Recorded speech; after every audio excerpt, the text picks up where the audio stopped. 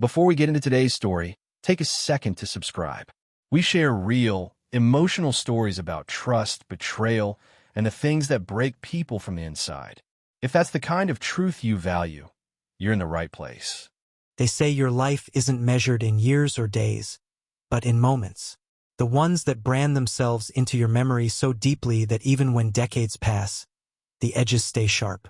I used to think those moments would be the good ones.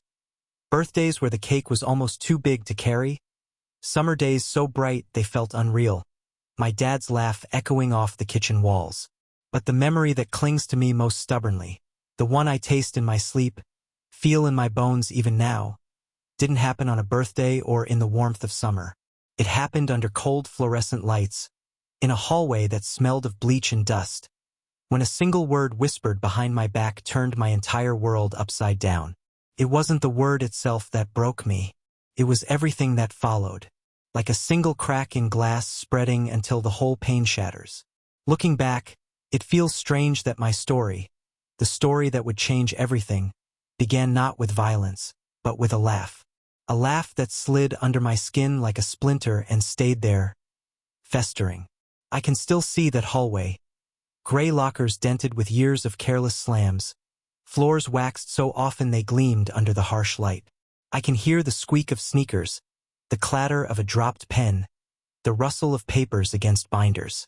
I can feel the weight of my backpack pulling at my shoulders, straps digging into skin rubbed raw from days of carrying too much. And over it all, I hear that laugh. Sharp, mocking, echoing in the empty space until it feels louder than the morning bell.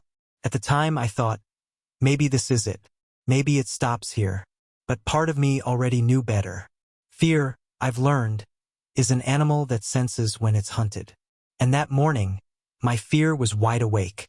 It's funny how fast life can change without you even realizing it.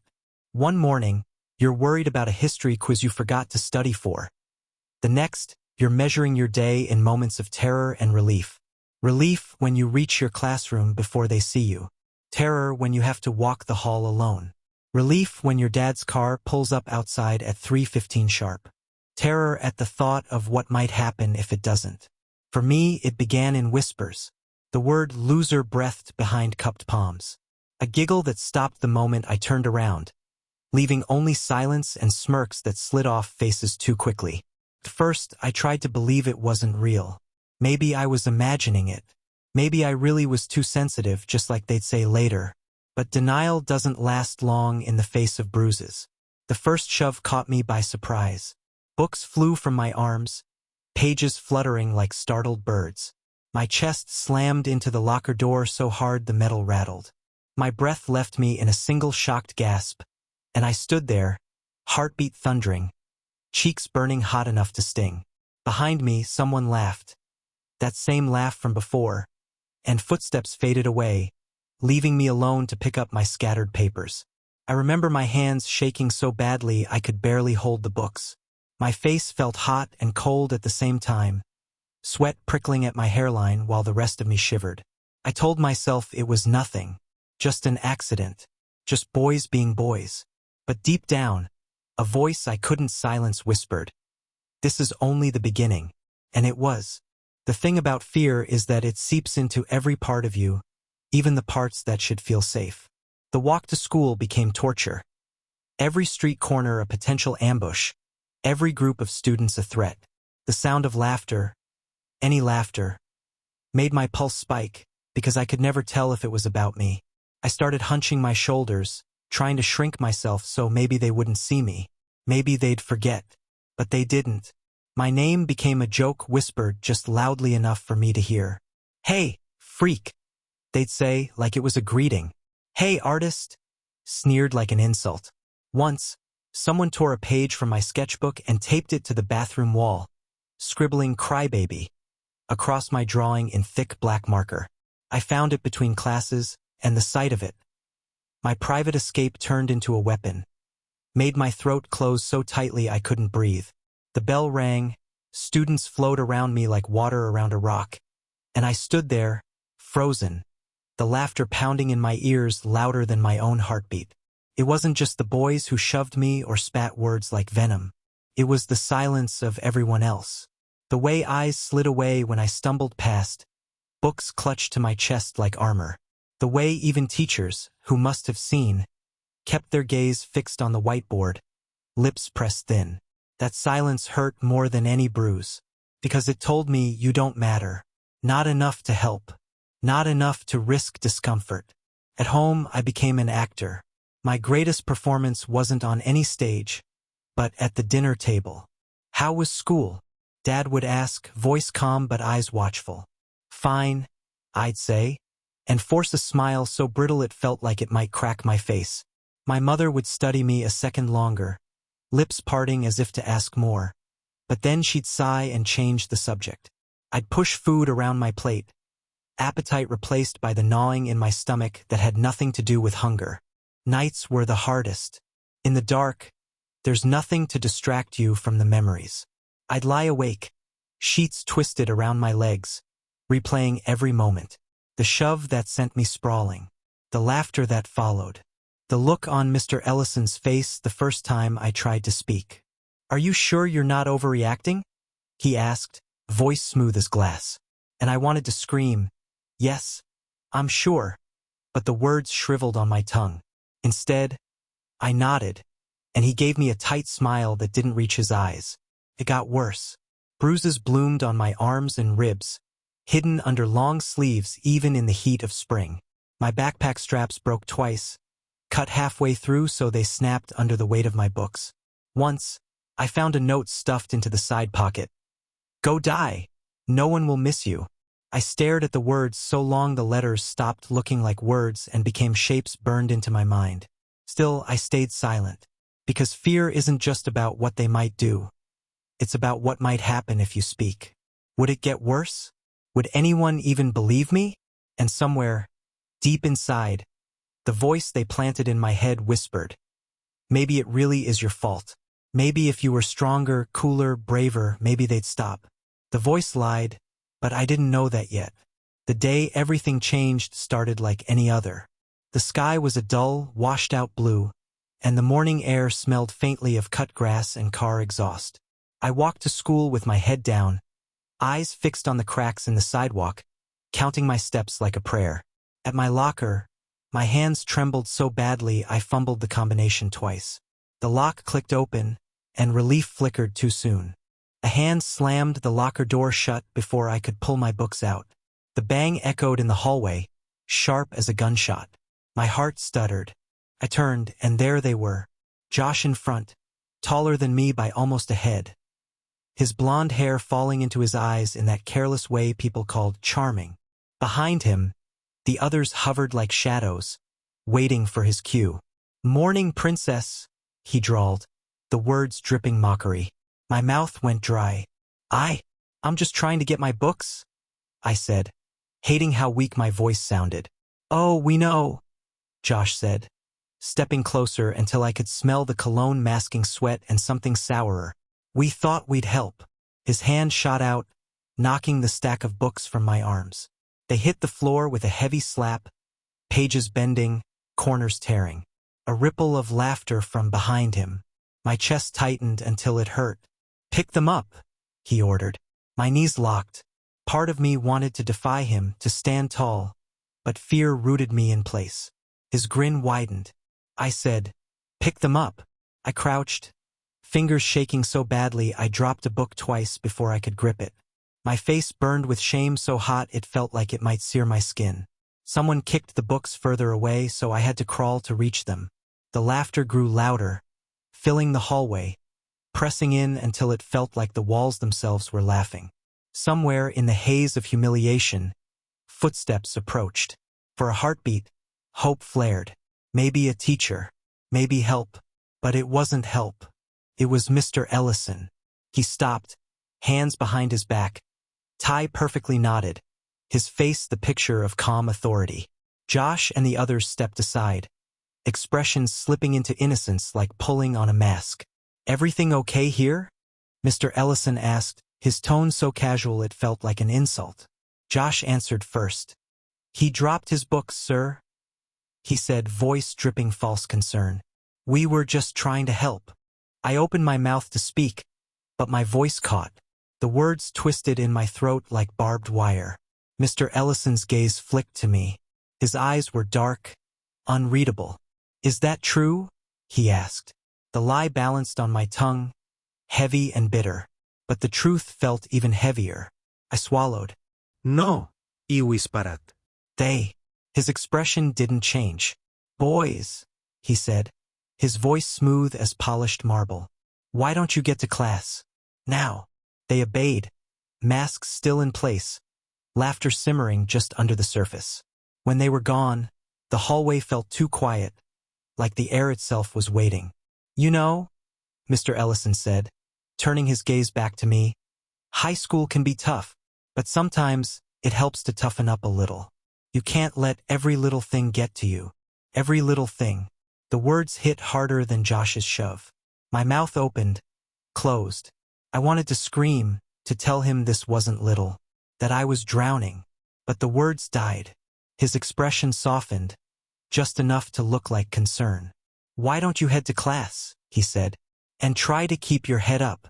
I picked up my torn books, my hands shaking so badly the pages fluttered like trapped birds. As I walked away, his voice followed me, soft and heavy with finality. "We can't protect everyone from everything, you know?"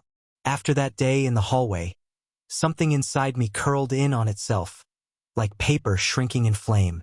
I walked through school in a haze of fear so constant it became background noise, a quiet roaring in my ears that never truly stopped. The walls of the building, once just brick and plaster, felt alive, watching, waiting. Every corner could hide them. Every echo of footsteps might be them. And most days it was. The bullying didn't slow. If anything, Mr. Ellison's indifference fed it, like wind feeding fire. The boys realized there was no consequence waiting for them, no adult willing to step between them and me, and so they became bolder, cruelty blooming like mold in the silence. One morning, I found my locker door bent inward, the lock dangling by a single twisted screw. Inside, my sketchbook lay ripped to shreds, pages torn out and scattered like dry leaves across the hallway floor. My heart stuttered so hard it hurt, an electric shock through my chest. I crouched to pick up the scraps, my hands shaking so violently that the torn paper felt like it might float away. A laugh, low and triumphant, drifted over my shoulder. "Didn't like your art, princess?"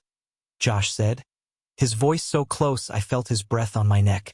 My throat tightened, the words choking inside me. "Say thanks," he added, and when I didn't speak, a fist slammed into the locker next to my head. The clang rang through my skull, the vibration sinking deep into my bones. I said, "Say thanks." Thank you," I whispered, the taste of the words bitter as bile. "Good boy," he sneered, and walked off, his friends trailing behind like shadows. I pressed my forehead to the cold metal of the locker, fighting the sting in my eyes. Don't cry here. Not here. Not where they can see. After school, I tried to hide in the library, but even that refuge failed me. They found me between the stacks, my body pressed back against the shelves, the musty scent of old paper filling my lungs as if I could hide inside it. "Still drawing your little dragons?" one of them taunted, plucking a new sketchbook from my hands. My stomach dropped. "Let's see what the freak thinks is art." "Please, don't," I heard myself say, voice thin and reedy. But the plea only fed them. Pages fluttered to the floor as they ripped them out one by one, each tear sounding louder than the pounding of my heart. My palms burned where I pressed them together, as if praying might stop them. "You're pathetic," Josh spat, tossing the ruined sketchbook aside. "Nobody wants your creepy pictures anyway." As they walked away, laughter echoing off the shelves, I knelt to gather what was left. Scraps of dragons, half-finished faces, lines that had once meant something. The librarian walked by, her eyes barely brushing over the mess, and kept walking. The silence she left behind was worse than the laughter. At home, I kept my mask in place until the bedroom door clicked shut behind me. Only then did the tears come, hot and silent. They left salt tracks on my cheeks as I lay curled on the floor, clutching the shredded paper to my chest like something precious. I thought about telling Dad, really telling him, but every time, the same fear rose up. What if it made things worse? What if he went to the school and Josh found out and they hurt me worse? What if Dad saw the truth? That his son was weak, spineless, unable to fight back. So instead, when Dad knocked and asked softly, "Everything okay?" I answered with the only armor I had left. "Yeah, Dad, just tired." Night became a battleground. Sleep wouldn't come, or when it did, it brought nightmares so vivid they left me gasping awake. Sheets tangled around sweat-slicked limbs. In the darkness, echoes of laughter chased me. Josh's voice, low and mocking. Mr. Ellison's, smooth and dismissive. Over and over until even in waking, I half expected to hear them behind me. One night, unable to stand the suffocating silence of my room, I wandered downstairs. The soft amber light of Dad's study spilled under the door, and I hovered there, hand raised to knock. Through the thin wood, I heard him sigh, a sound so weary it carved something deep in my chest. Papers rustled. The click of a pen cap, the slow exhale of someone carrying more than they could say. I didn't knock. Instead, I retreated to the stairs, pressing my back to the cool wall, hugging my knees to my chest. I stayed there until dawn brushed the sky pale and thin. In the days that followed, the bullying shifted from just physical to something deeper, something that poisoned every moment. My locker was filled with notes scrawled in block letters. "Freak. Goldie. No one wants you here." Once, they stuck a dead mouse inside, its small body stiff, the smell rancid and cloying. My stomach lurched so violently I barely made it to the bathroom before I vomited. In the mirror afterward, I barely recognized the pale, hollow-eyed face staring back. My shoulders hunched, eyes darting to the door even though it was locked. The bruises on my arms were fading to sickly yellow, but new ones formed to replace them. One afternoon, after the final bell, I tried to make it to the bus before they caught me. I could see the yellow doors, salvation just steps away, but a hand clamped around my backpack strap, jerking me backwards so hard I stumbled. "Where you running, princess?" Josh sneered, spinning me around. His grip bit into my shoulder, thumb pressing painfully into bone. The others circled us, cutting off escape. I have to get home," I whispered, voice trembling so badly I hated it. "Oh, we know," he mocked, leaning closer, breath hot against my ear. "But first, you're going to apologize." "For what?" The words slipped out before I could stop them. His eyes narrowed, the smile twisting cruelly. "For breathing our air." The first punch wasn't as bad as I expected. It was the second, when I was already halfway to the ground, that stole my breath, pain blooming white-hot in my ribs. The asphalt scraped my palms raw. Through a haze of pain, I heard laughter, the rhythm of sneakers on pavement as they walked away. For a long minute, I just lay there, the world spinning, my breath coming in ragged gasps that rattled in my chest. The sky overhead was blindingly blue, indifferent. When I finally stumbled to my feet, my backpack felt twice as heavy. Each step home was a small miracle of will. Dad was late that night. "A meeting," Mom said. I ate in silence, each swallow catching on the tightness in my throat. Mom's gaze flickered over me, lingering on the way I winced when reaching for the salt. "Are you sure everything's okay?" she asked, her voice soft, worried. "Just fell." I lied, forcing a shrug. "I'm fine." Her eyes searched mine, something like doubt or sorrow lurking there. But she didn't push. Part of me wanted her to. Part of me wanted someone to force the truth out of me, to make it no longer my secret. But the words stayed buried. The fear changed me. I stopped sketching, the pencil heavy in my hand, the paper accusingly blank. I started walking different routes between classes, cutting through the science wing even though it made me late. I kept my hood up whenever I could, shadows hiding what little was left of me. And still, they found me. One rainy Thursday, the sky so low it felt like it might press me into the ground, I tried to slip out early. My heart pounded so loudly it felt like it echoed off the walls. But Josh and his pack were waiting by the side door, huddled under the overhang, cigarette smoke curling around them like lazy snakes. "Hey, princess," Josh called, the nickname twisting something in my gut. "Come here." Every instinct screamed, "Don't."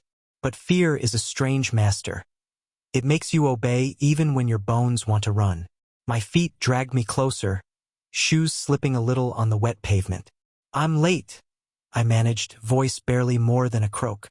Josh stepped forward, rain beating on his jacket.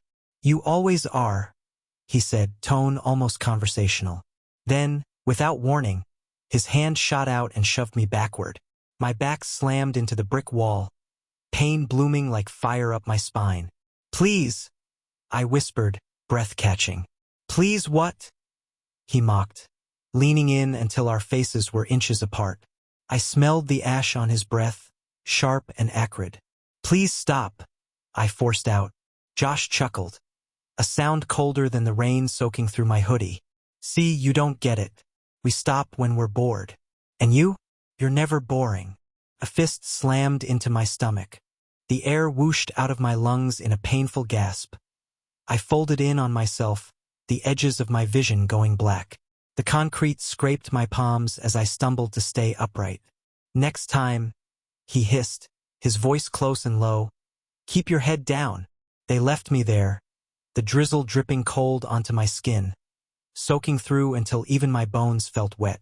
I don't remember walking home that day, just the rhythm of my feet on pavement, the dull ache spreading out from my ribs like ripples in water. By the time I reached our driveway, the rain had stopped, but I was still shivering. Dad's car wasn't there. Relief and disappointment tangled in my chest. I crept upstairs, peeled off the wet clothes, and caught sight of myself in the bathroom mirror. A smear of blood under my lip, purple starting to flower along my side. "Maybe if you were stronger," the voice whispered in my head. "Maybe if you fought back." But the idea of fighting back felt as impossible as sprouting wings. Later that night, Dad knocked on my door, voice careful. Hey, Sean. "Can I come in?"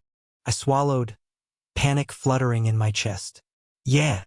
He stepped inside, loosened tie and tired eyes. "Everything okay? You've been quiet lately." "I'm just tired." I lied, the words practiced now familiar. His gaze drifted over my face, lingering on the fading bruise on my cheek. "How'd that happen?" "Fell," I said too quickly. Silence stretched between us, heavy as stone. Dad's brow furrowed, mouth opening as if to ask something, then closing again. "Okay," he said finally, voice low. "If you want to talk, you know you can, right?" "I know," I whispered. He stood there a moment longer, then nodded and left. The door clicked shut behind him, and the room felt colder. "Why didn't you tell him?" My mind whispered, but the fear roared louder. What if he can't fix it? What if it makes them worse? The next day, my stomach clenched so hard before school that I could barely swallow breakfast. My hand hovered over the doorknob, sweat slicking my palm. The bus stop felt like a mile away, every crack in the sidewalk a step closer to them. At school, the hours blurred into a haze of tension. Every creak of a chair, every footstep behind me, made my muscles tighten.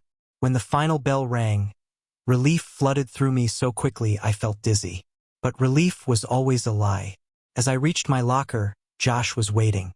Alone this time, which somehow felt worse. "You got something for me?" he asked, voice soft, dangerous. I don't know what you mean," I stammered. He stepped closer, the scent of sweat and smoke making my stomach lurch. "Lunch money, homework, whatever. Show me you know your place." My heart hammered. "I don't have anything," I whispered. His hand shot out, gripping my backpack strap, yanking me so close our foreheads almost touched. Wrong answer. Pain exploded as he slammed me back into the locker. My vision swam. I tasted blood, metallic and hot. "Stay in your lane," he snarled, voice low and ragged, before shoving me away. I crumpled to the floor, breath coming in short, panicked gasps. When I finally stumbled outside, the sky had darkened, clouds heavy with unfallen rain. The air felt thick, oppressive. Every breath tasted of copper and fear. Dad's car was there, engine idling. His eyes widened as he saw me. Blood on my lip, bruises fresh. "Get in," he said, voice tight. I slid into the passenger seat, backpack clutched to my chest like a shield. "Who did this?" he asked, words clipped, jaw tight. "It doesn't matter," I whispered, voice cracking. His hands clenched around the steering wheel, knuckles white. "It matters to me," he said quietly. Silence filled the car, heavy and suffocating. I don't remember the exact moment Dad decided he couldn't watch quietly anymore. Maybe it was the fresh bruise, ugly and blooming across my ribs like some poisonous flower. Or maybe it was my voice when I said, "It doesn't matter." Thin, cracked, almost gone. But something in him hardened. I saw it. The quiet, watchful worry that had always lived behind his eyes changed into something sharper. Determination, edged with anger. And though it terrified me, it lit a flicker of hope somewhere deep in the part of me that still wanted saving. The night after he saw the bruise, I heard him downstairs long after midnight. The printer humming, drawers opening and closing, the low murmur of phone calls I couldn't quite hear. Papers rustled in the kitchen's warm light while the rest of the house lay wrapped in darkness. It felt like watching a stranger and my father merge into one. The next morning, he sat across from me at the table. Coffee cold, his suit jacket draped on the chair behind him. "I need you to tell me the truth," he said. His voice was soft, but it felt like it cut through every wall I'd built. All of it. My heart pounded so loudly it drowned everything else out. My mouth opened, closed, but his gaze never wavered. It told me he wanted the truth, not the polished lie I'd practiced. So I spoke. I told him about Josh, about the torn sketchbooks, the dead mouse, the locker door bent by someone's boot, about the bruises, about Mr. Ellison's calm dismissal. The words tumbled out in fits and starts, my throat tight, my eyes fixed anywhere but his face. When I finished, the silence between us felt heavy, but it wasn't empty. Dad reached across the table, his hand rough and warm, closing over mine. "Thank you," he whispered. "We're going to do something about this." For the first time in months, I exhaled without feeling like I was standing on a ledge. Our dining table became a war room. Polaroids of bruises, dated in Dad's precise handwriting. Screenshots of threats scrawled in late-night texts. "Die, freak, snitch and see what happens." Printouts of emails I'd sent to teachers, ignored or replied to with bland platitudes. Even my ripped sketchbook pages, each fragile piece of paper flattened and labeled as evidence. Looking at them felt like being dissected alive. My pain laid out under the bright kitchen light, ugly and undeniable. But Dad didn't flinch. His eyes burned with a quiet fury I'd never seen before. One night, he handed me my phone. "I need you to try and record them," he said. "I know it's hard, but their own words matter most." My hands shook so badly I almost dropped it. But I nodded. Yes, because silence hadn't protected me, and the truth, at least, had weight. Going to school the next day felt different. Terror still pulsed under my skin, but next to it sat something new. Purpose, like carrying a secret shield. The first recording happened almost by accident. Josh caught me by the science wing, his fingers twisting into my hoodie collar, breath hot and sour. "You think your daddy can save you?" he snarled. "One word to anyone, and I swear I'll put you in the hospital."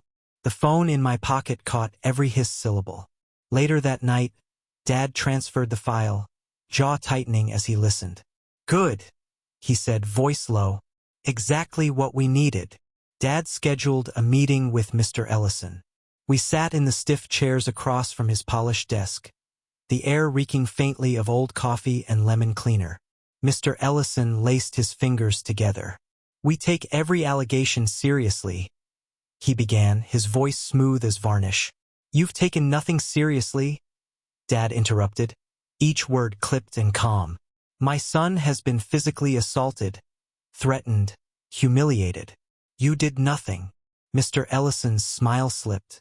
"High school can be complex," he started. "It's not complex," Dad said, leaning forward, eyes hard. It's a duty, and you failed it. Unless you act now, meaning immediate suspension, real consequences, we'll take this to court. Something flickered in Mr. Ellison's gaze. That won't be necessary, he murmured, but his voice lacked conviction. Dad stood. We'll see. As we left, my heart beat so fast it felt like flight and falling at once. The days before the hearing crawled by, each one strung tight with dread. At night, sleep wouldn't come, or came only as nightmares. Josh's laughter ringing around me, Mr. Ellison's soft voice blaming me for being weak. Dad helped me rehearse what to say. Just tell the truth, he reminded me. They'll try to twist it. Stay steady. What if they don't believe me? I asked, barely a whisper. They will, he said. His hand closed over mine, warm and sure. Because the truth is stronger than their lies. But in the dark, doubt still whispered. What if the truth isn't enough? The day of the hearing, the courthouse smelled of paper, dust, and nerves. I sat beside Dad, knees bouncing under the table, sweat prickling at my hairline. My chest felt too small for my lungs. Josh sat across the aisle, bored arrogance on his face. His parents stiff and silent beside him. Mr. Ellison at another table, his eyes flicking everywhere but me. When my name was called, my legs almost refused to move. But Dad's hand brushed my shoulder, steadying. I stood, palms slick, the courtroom lights harsh and cold. The lawyer's voice was gentle at first. Can you tell us what happened to you? My throat tightened. They called me names. I started, voice barely above a breath. They pushed me, hit me, tore up my sketchbooks. Each word tasted of old wounds ripped open. They told me to kill myself, said no one would miss me. A rustle of discomfort rippled through the room. I kept my gaze down, staring at the grain of the wooden podium. And did you tell anyone? I told Mr. Ellison, I said, the name sticking in my mouth like something sour. He said maybe I was too sensitive. My voice trembled, but I forced the words out. It didn't stop. It got worse. They played the recording. Josh's voice, ugly and sharp. You think your daddy can save you? One word and you'll be in the hospital. Hearing it in the silence of the courtroom made my skin crawl. My pulse raced so fast it blurred the edges of my vision. I thought I'd feel shame. Instead, standing there, I felt something unexpected. Anger. Hot, shaking anger. At Josh, at Mr. Ellison, at the months I'd spent trying to make myself smaller. Their lawyer tried to poke holes. You never fought back? He asked. No, I whispered. So you admit you didn't do anything to stop it? I tried, I said, voice rising. I tried telling teachers. I tried avoiding them. Nothing worked. The lawyer's mouth tightened.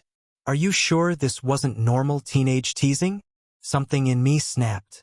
Normal teasing doesn't leave bruises, I said, louder than I meant. Normal teasing doesn't make you wish you were dead. My voice echoed in the silent courtroom. My hands shook, but I didn't look away. Dad testified too, his voice calm, firm, but beneath it, something raw. I trusted the school to keep my son safe, he said. They failed, and my son paid for it, in fear, in pain, and in silence. He paused, eyes glistening. No child should feel safer outside school walls than inside. When Mr. Ellison took the stand, his voice sounded softer than I remembered. I tried to help, he insisted. It's difficult to separate truth from exaggeration in teenage disputes. My chest burned. Disputes? The bruises on my ribs weren't a dispute. The nightmares weren't an exaggeration. As the lawyer spoke, their words blurred into a low hum. My heartbeat drowned everything out. Dad's hand found mine under the table. His grip was warm, steady. For months, fear had been my constant companion. But in that quiet moment, sitting beside Dad in the courtroom, fear had to share space with something else. Hope. Not certainty, but hope. And sometimes that's enough. The courthouse hallway smelled like stale coffee, old paint, and nerves. Dad and I sat on a wooden bench, knees bouncing, hands clammy. My chest felt too small for my lungs. "They'll call us soon," Dad murmured, voice low and steady. "Do you think—" I started, but the words caught in my throat. His hand covered mine. Warm. Solid. "Whatever happens," he said, "we told the truth. That matters." I nodded, though fear still rattled in my bones. What if the truth isn't enough? When the bailiff opened the courtroom doors, my legs felt like wet paper. The judge's voice blurred at first, pages of legal words that meant everything and nothing. Then came the words that mattered. The court finds the defendants culpable for repeated harassment and physical intimidation. The school administration failed in its duty to protect the plaintiff. It didn't sound grand, but it was enough. Dad's shoulders dropped as if a weight had slipped away.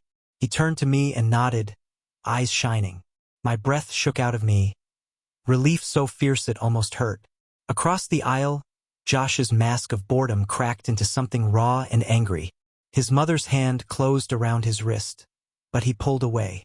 His eyes met mine, burning with blame, but this time I didn't look away. Outside the courthouse, cameras gathered, questions flying like sharp birds. Dad spoke.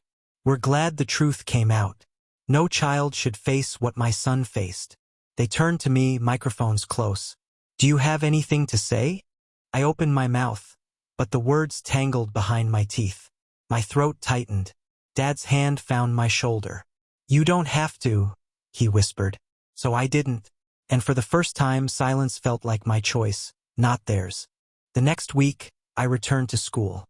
The hallways still smelled of floor wax and paper, but something had shifted. No chaffs. No whispered threats. Some kids avoided my gaze. A few offered awkward nods. Mr. Ellison was gone. The new principal stopped me once. "Are you okay?" she asked.